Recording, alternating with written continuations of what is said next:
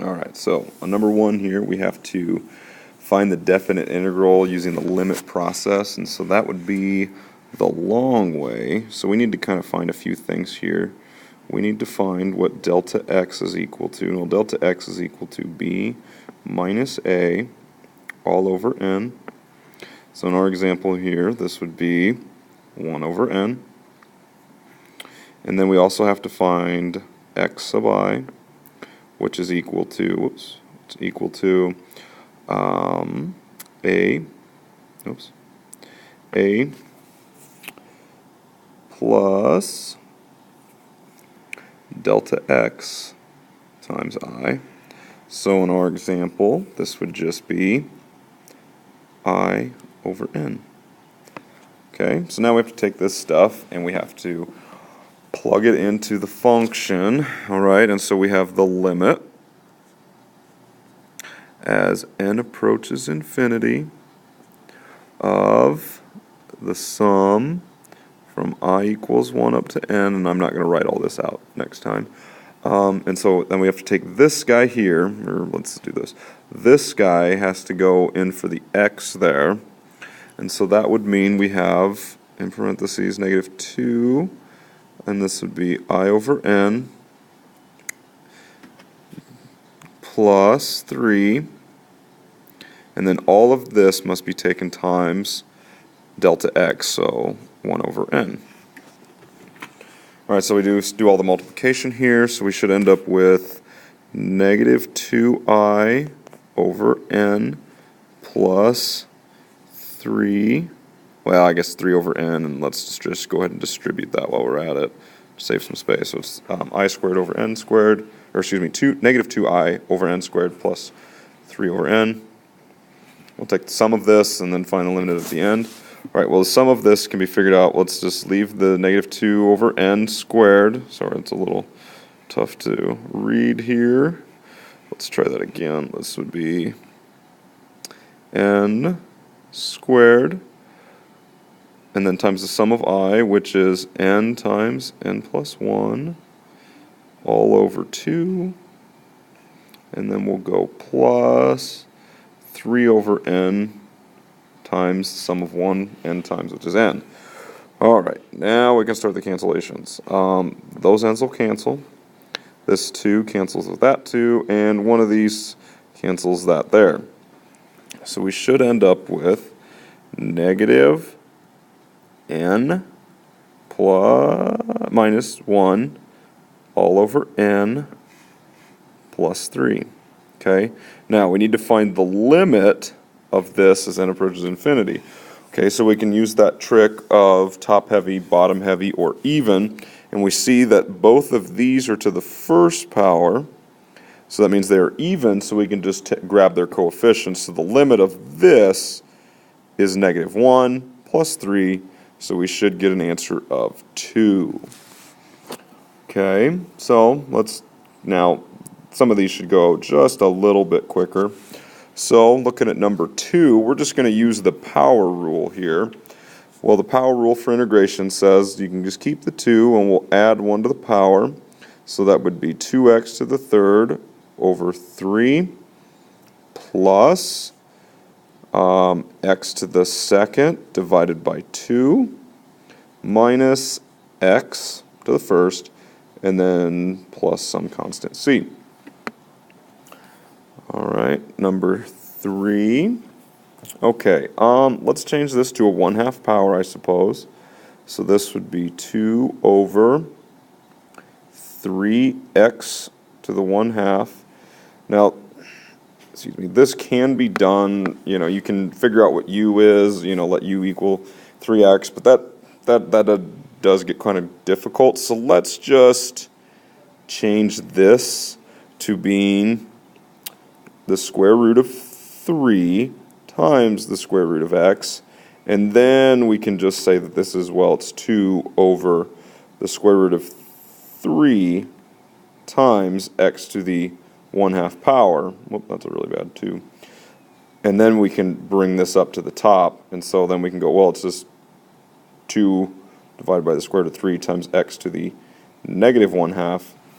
Now we can do the power rule. So add 1 to the power, and we should end up with, well, I guess the 2 over the square root of 3 is still out in front. And then we should end up with x to the 1/2 divided by 1/2. And so we'll flip and multiply. So that's not 1/2, that's a 2 over 1. So we should end up with our kind of a, I don't know, final answer, I guess, of 4 over the square root of 3 times x to the 1/2. Okay, so let's go to the next slide.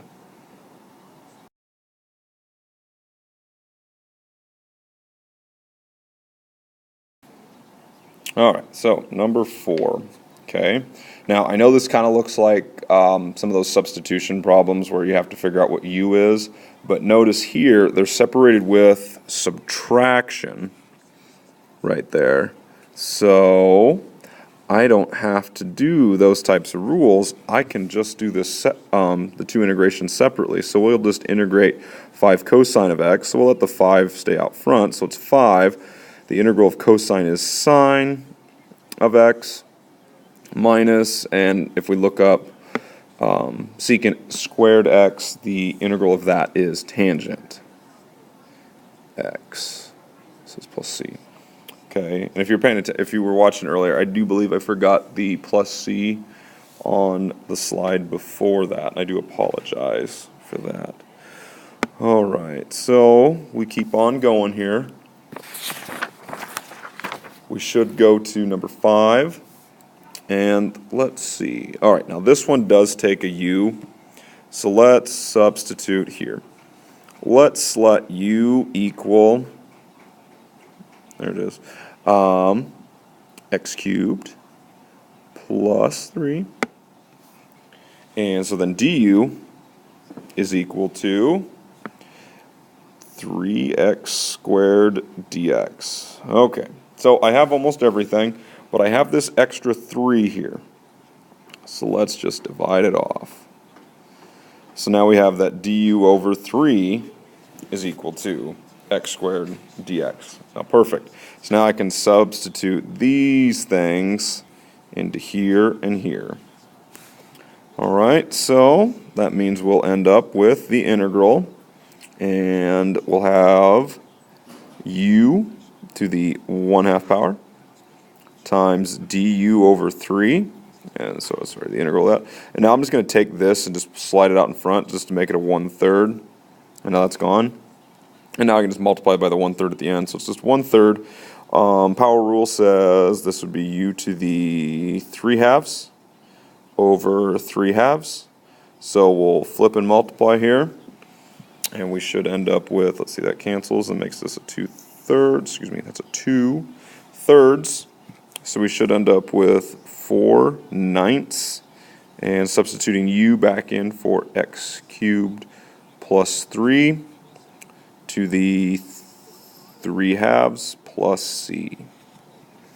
Okay, let's just keep right on and going. So number 6. All right, so kind of like some of the questions we've worked on earlier. Okay, let's deal with the thing with the power. All right, and again, if you don't know, sometimes these you just kind of trial and error. But if I let u be sine of x, then the derivative of that, or the differential, I guess, is cosine x dx. Okay, so then this works out nice. So now instead of sine to the 3rd, we have u to the 3rd du, because I have this is exactly matches that. So now here's my integral. Well, now it's just 1/4 u to the 4th plus c. And now we just plug sine back in, so we should end up with 1/4 sine to the 4th x plus c.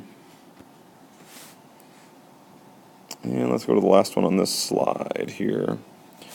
Okay, so we look at this. All right. I guess let's let u equal the inner function, so it's x squared minus 1. So du is equal to 2x. Well, perfect. Or excuse me, 2x dx. And again, perfect. That matches exactly.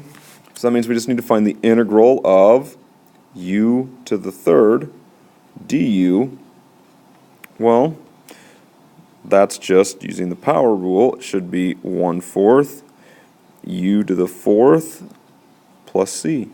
And then substituting back in, we should end up with 1/4 times x squared minus 1 to the 4th plus c. All right, and let's just keep right on going to the next slide. Number 8. Okay, again, still with the u substitution.